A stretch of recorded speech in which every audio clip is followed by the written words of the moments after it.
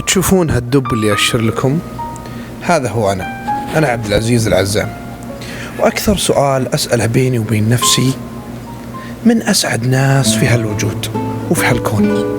قعدت أفكر وأفكر وأفكر وطال بي التفكير، وبما أن الكاميرا أقرب شيء لي سألتها وجاوبتني: روح أماكن السعادة وبتلقى الإجابة. أخذت كاميرتي ورحت أتمشى وسط الناس، ولقيت فئة غريبة عجيبة تجردت من كل شيء، وقعدت تعيش اللحظة الحلوة ويسعدها أي شيء، وترضى بالقليل ولا تفكر في بكرة، وتحاول تسعد نفسها بنفسها، وبنفس الوقت أيضا قنوعة. قعدت أشوف هالفئة وقعدت أحاول أقرب لهم أكثر وأكثر. ثبت كاميرتي وشفت الناس تمشي من جنبه. شوفوا هالطفل قاعد يضحك ويلعب ويستانس، والطفل اللي بعده أغرب وأغرب وأغرب. المصيبة الكبرى كون الطفل يلعب هذا شيء مو غريب، كون الطفل تلعب هذا أيضا شيء غريب. اللي صراحة عجزت أصدقه.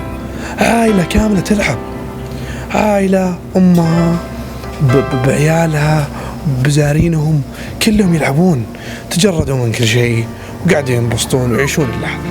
هذا لهم قدامكم يتزحلقون. طبعا شاف الكاميرا ونهبلوا شوي.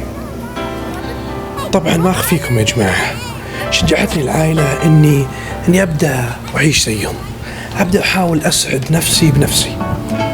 بديت وأنا كلي خوف شوي وخايف من نظرة المجتمع والناس وش يقولون.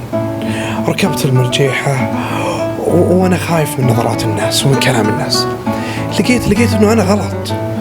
الناس قاعدة معي تضحك ومبسوطة ومستانسة، وكل واحد لاهي بلعبته.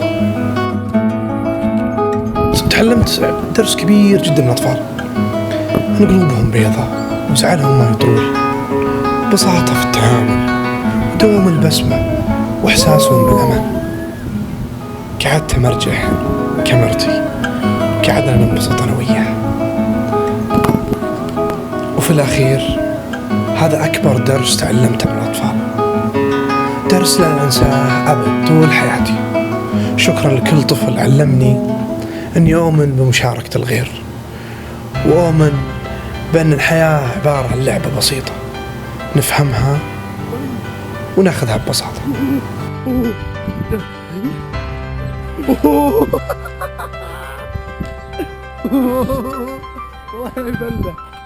الله يجعل كل أيامكم فرح وسعادة. توتة توتة خلصت الحتوتة.